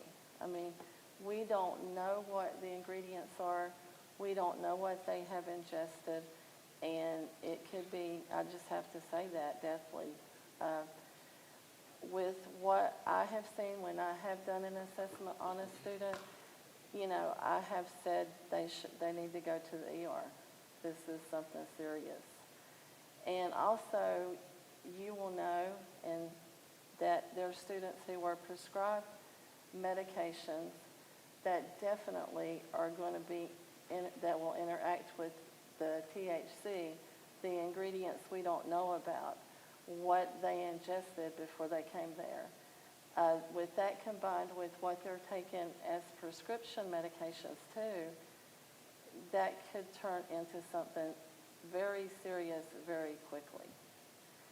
As parents, you probably might hear from us first of all before you ever heard your child was vaping, because you can see the school nurse. The school nurse is readily available. I might hear a teacher say to me, this kid can't even hold their head up. They're sleepy. The kids will tell you they didn't even eat breakfast, or then you may see them extremely anxious. Gosh, my heart feels like it's coming out of my chest. So seeing me or any of the school nurses, we know how many times you came to see us. There's a lot of red flags. And then I may see and know that you have been vaping. they have, I would be checking students, not only at middle school, but, you know, at the race center. And y'all are speaking about where they are able to purchase or to get these items. And students will talk to you if you're a school nurse. They will tell you pretty much a lot. And I have spoke with someone there maybe 2 weeks ago, and they said, oh, I'll just go get it where I always get it. And I said, yeah, you know, because I'm from that community. And I said, oh, yeah, I know where that place is at. I said, you just walk in and get it? They said, yeah. So the stuff that they tell me, you know, is scary because I do not know what may walk in my door or what I may be where I may be called to check someone. And I know that we have dealt with that at the high school, at the middle school, at the race center. And post-pandemic, I would just like to say, we are looking at a totally different student. And you know how COVID affected the community and how that trickled down into the school system? That's exactly what you're looking at with vaping. And the health implications are horrendous. I'm not even sure if popcorn one would describe it. What do you think, Dr. Ray? That would be one of the least of our worries. Yeah. Whatever that would be, whatever it could be laced with, and I will say the word, Dr. Ray already said it, fentanyl. Dr. Ray, do you want to speak on that? Sure, and we've had some cases where folks have come back from lunch and they are passed out at their desk, and if the teacher or the teacher's aide in the classroom had not recognized that this could be a potential drug overdose and had Narcan available, which we're trying to get in all the school systems, in all the classrooms, not just in the school nurses, because a lot of times it happens in the classroom. And to get to the school nurse to come down there is very precious time. So you Narcan them, doesn't harm them if it's not an opioid type of a drug, fentanyl is. We've had 3 rescues in school systems in Southwest and far Southwest. We had a 20-year-old who we could not rescue. That person died, and it came back to a product that was laced with meth and fentanyl and THC. And I dare say that person didn't know that combination was in there, but they used it, and it does not take very much. All right. The other thing that we see, and we see this more in younger kids that get a hold of vape products, they go into nicotine seizures, and it's a true nicotine toxicity. And a lot of times that's what they start out with, the high blood pressure, the high heart rate. Some of them actually have strokes, which you don't think about that happening in young people, but that's happened, and they're well-documented cases. And it's usually due to the excessively high concentration of nicotine, as well as the behavior of the student to constantly vape. And one thing I would like to say, you could have an undiagnosed underlying health condition, and immediately that could turn into a health condition that's very serious. You could have a heart condition never was diagnosed. You're vaping, your heart rate's 150. You could literally have a heart attack. And heart attack doesn't mean old age. It means any age.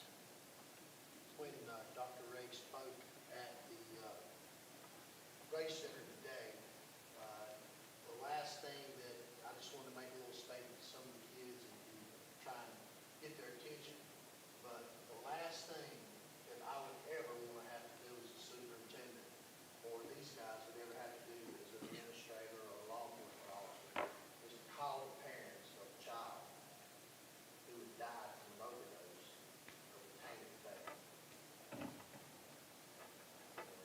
Just because you bought it online doesn't mean it couldn't be tainted. You got the refillable cartridges. There's a lot of unscrupulous people in this world. I just couldn't think of anything worse. And if you think about the THC vapes, the concentration of THC varies from vape to vape.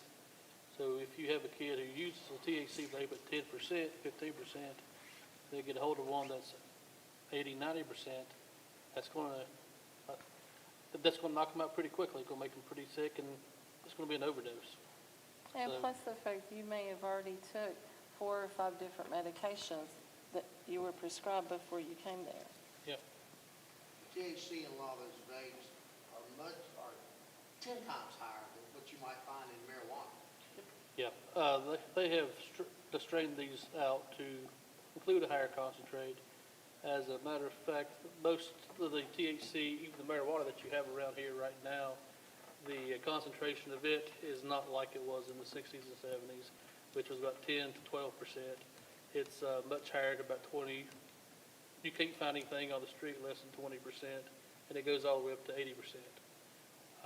So it's an issue because it's a much higher strain. That's why they need chemists and things like that to grow this stuff, because they know how to do it.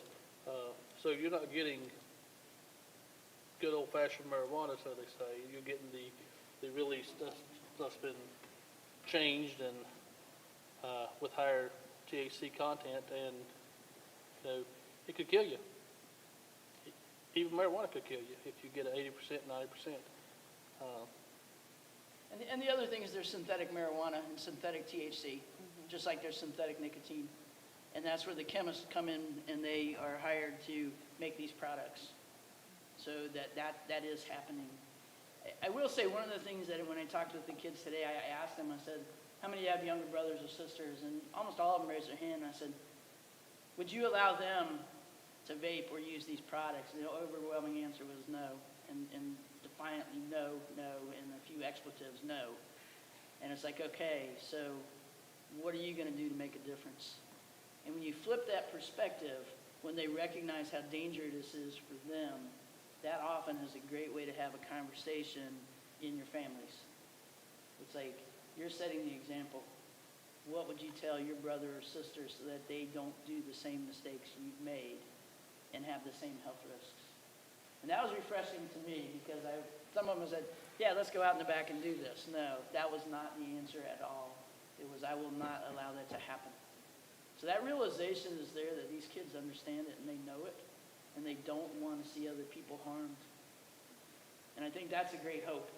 And maybe that's what we take away tonight, is that young people want help. They recognize there's a problem, especially if they're in an alternative education setting, and we need to help them get there. And maybe that's what we should take home tonight, that we can do this together as a community and as a family, as a school system. Again, I wouldn't have been here tonight if I wasn't reached out to from multiple people saying, we have a problem, can you help? And I commit right now, even though this is outside of my health district, I'm here to help. And I will help train other people that they can be continued help to you all in whatever it's going to take, because this is a crisis. And it's not just going to be one person doing it. So that's my challenge to you all. Let's do this to help save our kids. And one more thing, like you said, Dr. Wright, it is not just the middle school and high school. Nope. It's like even 4th grade. Yeah. They see it. They know what's going on. They're actually fairly fluent in vaping technology and lingo. And that's frightening, but that's because they're hanging around people that are doing it in their families. And peer pressure, and they want to fit in. And peer pressure, absolutely.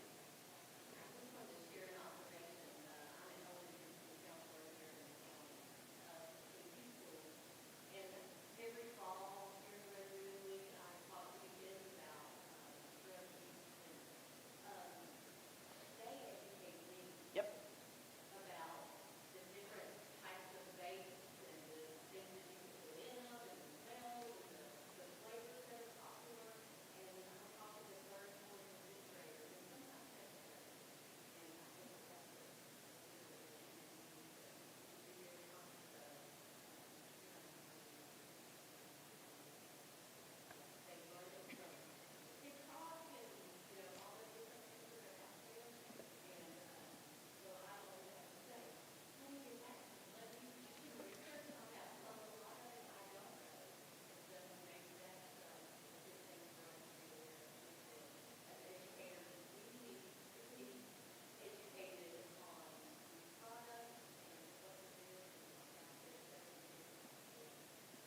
Absolutely, and that's a great observation, and thanks for sharing that, because it just shows one other thing. They trust you enough to tell you these things, and that's what you never want to lose. You want to maintain that trust.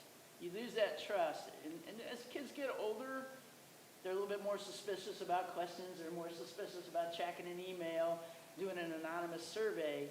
But if you build that trust early on, I think that goes an awful long way to helping out and making sure that they're staying a little bit safer. So thank you for learning and not being shocked and to continuing those conversations. That's what it takes. We really do need to be better communicators and listeners. And one more thing, Dr. Ray, those scents, as a nurse, when you do an assessment, is on your clothes, on your hair. Yeah. When you look at someone's throat, Yeah. they're there. You can see it, you can tell. Any other panel members have anything they'd like to share?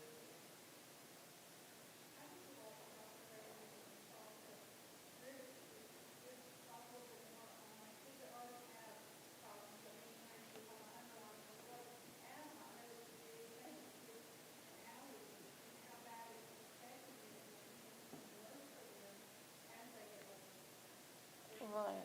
It absolutely is. They do trigger asthma attacks. Yes. And so I tell a lot of the kids that have asthma aren't the ones that are vaping, but they're hanging out with the ones that do, and they get an asthma attack. Allergies are worsened by all of these products, mainly because we don't know the interaction once it's in your body and what you're allergic to. I mean, today one company sells this one product, one of these vape juices products, unicorn poop. Who knows what's in there? And is that for an adult? No, it's for a kid. Who's going to enjoy that, right? And do we know what's really in there and what your child might be allergic to? No, we don't. And so, yeah, if you already have some of these underlying conditions, this cannot help. This is not medicine. These are chemicals. These And are drugs. Mr. Woods mentioned that there are even vapes now that look like an inhaler. Yep. And kid could say, man, I'm not breathing good today. Their friend, oh, well, you want to use my inhaler? I mean, it could happen. Yep. And we have kids with numerous documented allergies to different things. We have no idea what if red dye is in the vape, or just, it could be dangerous for anyone with the underlying health condition. I feel like every single one of these vapes have some type of formaldehyde. Is that correct? As part of the byproduct of the high heat in the chemicals. That's what happens. That's one of the byproducts. Who in their right mind would inhale formaldehyde? It's just, Yeah. Dr. Neal. Acetone. I asked myself, would you ever drink acetone? Would you ever drink that nail polish remover? No. Why are you putting it in your body? And this is just a matter of really educating folks. And we're learning more every day. I shared earlier with another conversation, I could do this, just vaping, full time, and be putting in 60 hours a week just on vaping, because the technology changes so fast. The research that's out there now with the addition of THC, we're already behind, and we need to step our game up and just be available. And I will say, there's another market out there, and I stood up and I said, there's no nicotine vapes. There are different vape products. They use a vape device. They don't talk about it being nicotine or not, but it's well-being, and they put melatonin in it. They have high energy, and they put caffeine in it. They have multivitamins, and they put B vitamins in there. And now those are all designed to be taken orally, not ingested at high heats into your lungs. That's a brand new market that's out there. It's been out there for a while, but that's what kids are like, oh, it's like essential oils, Mom. It's not a vape. It's not bad for me. Guess what? It doesn't go in your lungs. It doesn't go in your lungs. And so there are other products out there that are look-alike products, and they're doing the same thing. Everyone's jumping on the bandwagon. They want to make a buck before regulation comes in. And I hope we get going on the regulations, because our kids are hurting. Adults want to make these decisions, that's fine. But when it's hurting the kids, and for me, the animals, that's where I draw the line all the time. All the time. Yeah, one thing that I would like to mention, what my office, what I'm in the process of working on, is also bringing in to help the school system with, is bringing a DARE program back into our schools. That's something that's been out of our schools for, Dr. Burnett, how many years has that been? 15, 20 years. And that's something that I actually started working on, trying to get as soon as I took office in 2020. Of course, March of 2020 is when the pandemic hit, and all schools and classes across the state that's funded has not taken place. So I have some that's getting enrolled to go in this year, to go through those classes, which it's not scheduled till December. But we can only go, these schools don't come around very often. We've got to send them, I believe, Lieutenant Combs, who correct me, but I believe it's going to be up around Loudoun County. And so I've got to send a couple up there. They'll be gone for 2 weeks. It's a 2-week school. It's very intense. It's not the old DARE program that they used to think you just go and talk to kids. They actually have to go through a program. They have to take tests. They have to graduate from these programs. It's a very intense process for the officers to get certified. I'm going to bring that in with the school system, work with them about this. This will also start educating our younger students about this problem to enhance what the school's trying to do. So we are in the process of getting there, but unfortunately, law enforcement has been no different than anyone else. We have been affected in our training processes due to the pandemic in the past 2 years, but we are still working towards that. There's another great program that I'll advocate for, and it's called In Plain Sight, and you can use it for teachers and for parents. And it's basically, how do you detect hidden vapes and hidden devices and hidden drugs? And it's a really excellent program. They can bring it in to communities. There was a special on it on NBC several years ago. And if you just look, if you Google In Plain Sight, you can actually see what goes on, and you'll see how all these products are being effectively hidden in schools, and you just don't notice them. And so that's another one that might help the community understand and be able to look at things, especially for teachers and anybody working with young people that you're going to be around them. That's a great program. Any more questions from the audience? I do appreciate everyone being here. I appreciate everyone online tonight. I hope you've had a good turnout online. This recording will be available. All the resources that Dr. Ray talked about will be available on our website.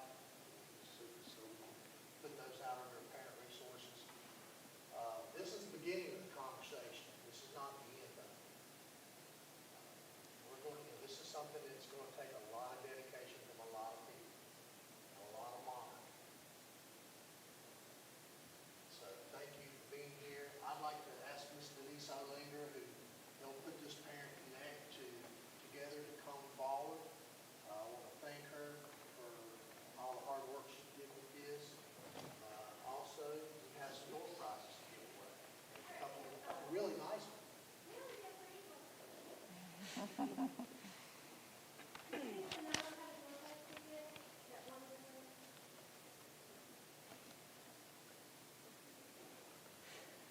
So first we're going to do our three little brackets out front with the cushions and things like that.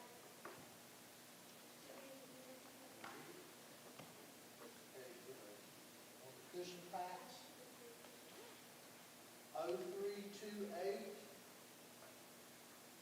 958. You want to leave these back here?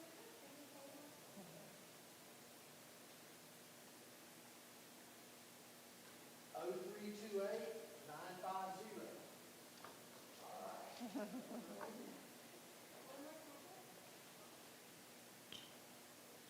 0328 959. Okay, well, this is the two big ones. Which one is this? This is the chair, the Vanguard chair. Yeah, I'm not definitely. 0328 965. That's me. I'll give it to someone. Draw again. That's a conflict of interest. I never win anything.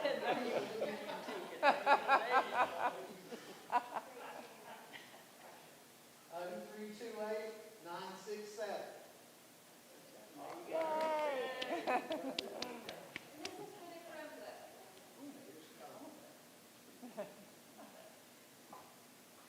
0328 972. 972. Too bad. Go again. Draw again.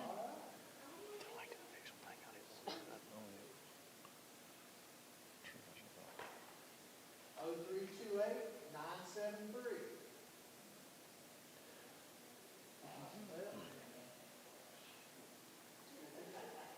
Yeah, that was Anissa.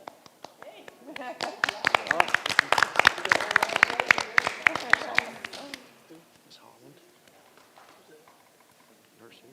You were such a good speaker. Thank you. Thank you all for coming. Take your time out of your busy schedule, spend some time with us. I would like it noted that 965 and 967 were picked tonight, and they're all set right in the middle of